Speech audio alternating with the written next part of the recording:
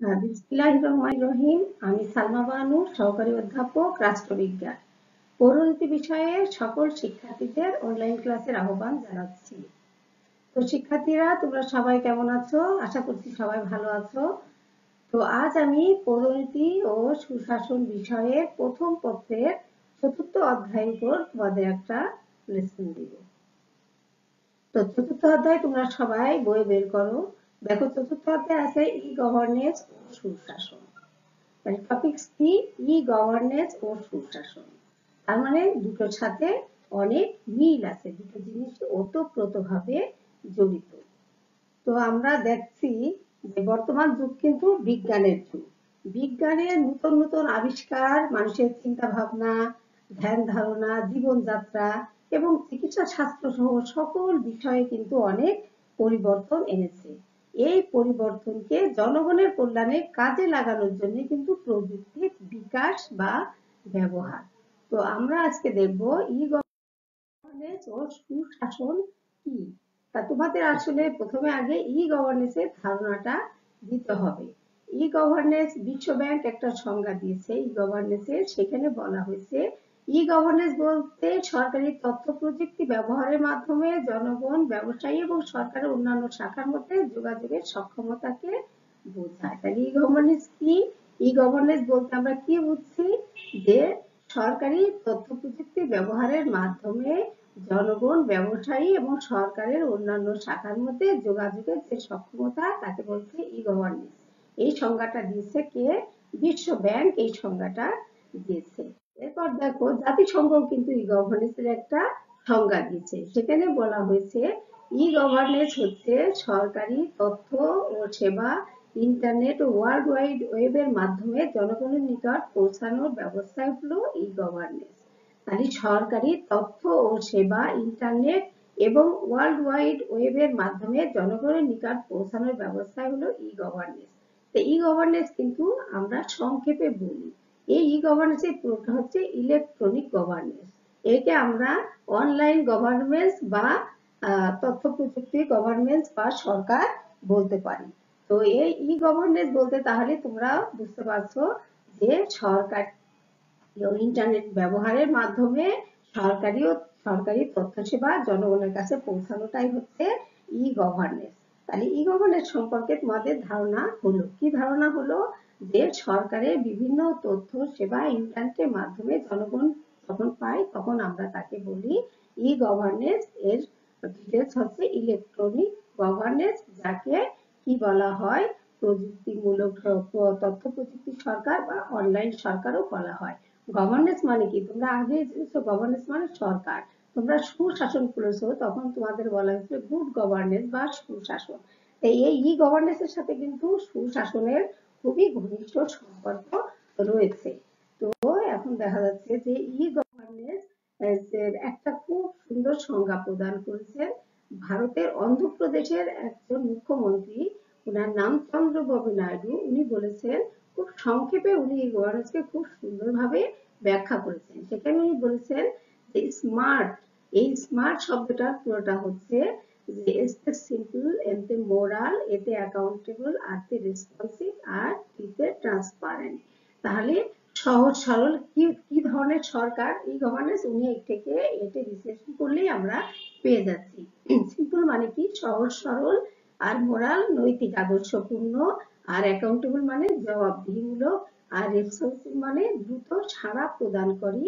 আর transparent মানে যে শাসন ব্যবস্থায় স্বচ্ছতা রয়েছে। তাহলে এই সিম্পল শব্দটা ব্যবহার করে তোমরা কিন্তু ই গভর্নেন্সের সংজ্ঞাটা খুব সুন্দরভাবে পেয়ে গেল। এটা কে বলছে?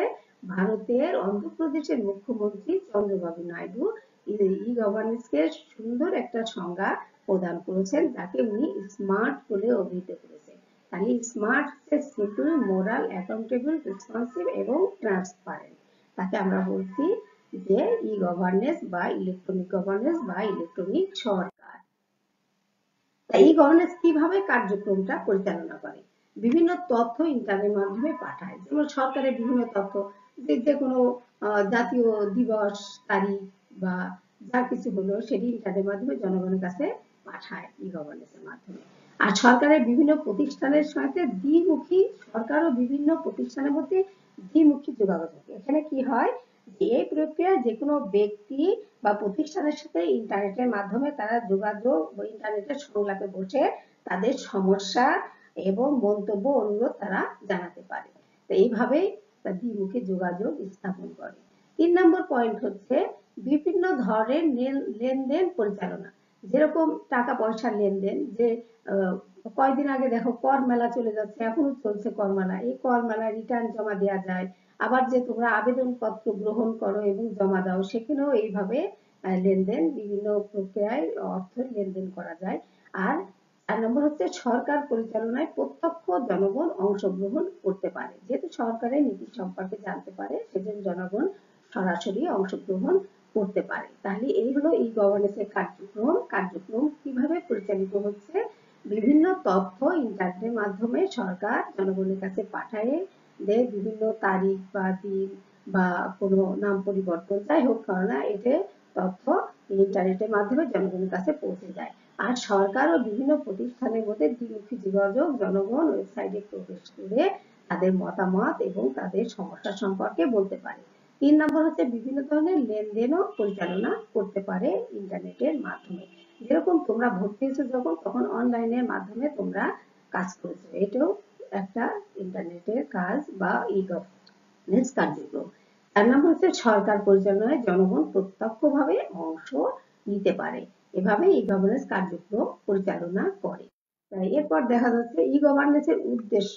এখন আমরা দেখব ই গভর্নেন্সের আসলে মূলত উদ্দেশ্য হচ্ছে সুশাসন প্রতিষ্ঠা করা। তোমরা দেখেছো যে আমাদের এই চ্যাপ্টারের নামই হচ্ছে ই গভর্নেন্স এন্ড ও সুশাসন। তার মানে ই গভর্নেন্সের সাথে সুশাসনের ঘনিষ্ঠ যোগাযোগ রয়েছে। ই গভর্নেন্স প্রতিষ্ঠা হলেই সুশাসন প্রতিষ্ঠা হবে। সুশাসন মানে কি? নির্ভুল, দক্ষ, কার্যকরী শাসন, তাকেই তো আমরা সুশাসন বলি, তাই না? এই ই গভর্নেন্সের প্রধান উদ্দেশ্য হচ্ছে সুশাসন প্রতিষ্ঠা করা। 2 নম্বর হচ্ছে সরকার পরিচালনা ও প্রশাসনের স্বচ্ছতা আনয়ন।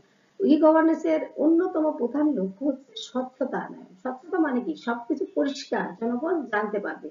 এই স্বচ্ছতা আনয়নের জন্য জনগণের সরকারি কার্যক্রম জনগণকে জানাতে হবে, উচ্চ পর্যায় থেকে নিম্ন পর্যায় পর্যন্ত সমস্ত কার্যক্রম কি হবে, জনগণকে জানাতে হবে।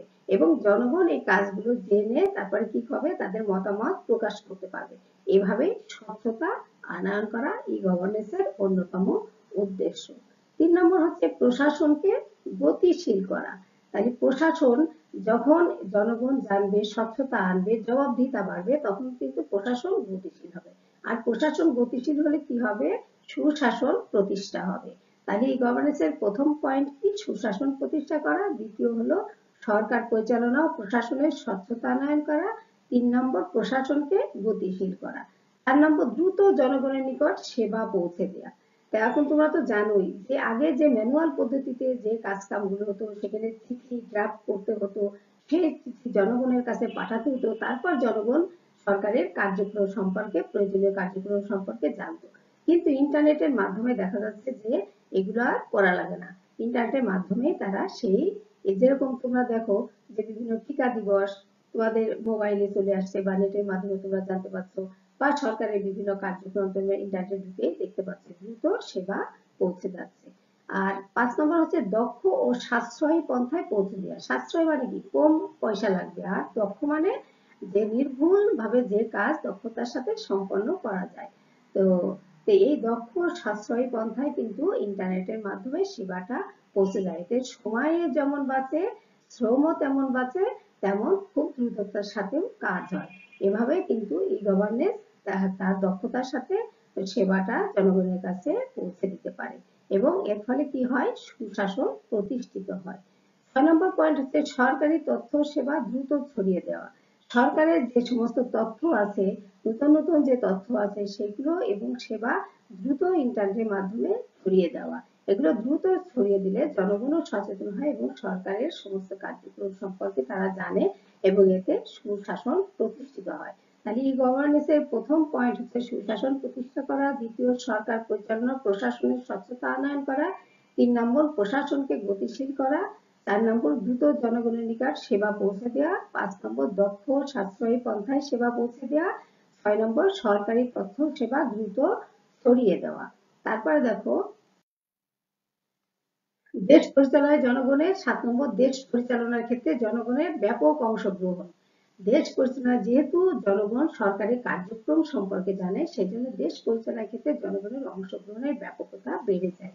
এতে কি হয় যে জনগণ রাজনৈতিকভাবে সচেতন হয় এবং সরকারের সাথে সংশ্লিষ্টতা বৃদ্ধি পায়। 8 নম্বর হচ্ছে নাগরিকদের সেবার মান উন্নীতকরণ। নাগরিকরা এতে কি হয় সমস্ত সরকারি সেবাগুলো দ্রুত পেয়ে যায়, এতে নাগরিকদের সেবার মান দিন দিন উন্নত হচ্ছে। আগে কিন্তু নাগরিকরা এত সেবা পেত না। বর্তমানে ই গভর্নেন্স হওয়ার ফলে বা ইলেকট্রনিক গভর্নেন্স হওয়ার ফলে যে সেবাগুলো পাচ্ছে, আগে কিন্তু ম্যানুয়াল পদ্ধতিতে এত সেবা নাগরিকরা পেত না। ই গভর্নেন্স এর মাধ্যমে নাগরিকদের সেবার মান উন্নত হচ্ছে। তারপরে দেখা যাচ্ছে দেখো জবাবদিহিতা নিশ্চিতকরণ। জবাবদিহিতা মানে কি? কোনো ক্ষেত্রে সরকারের কোনো কাজের জন্য কৈফিয়ত প্রদান করা।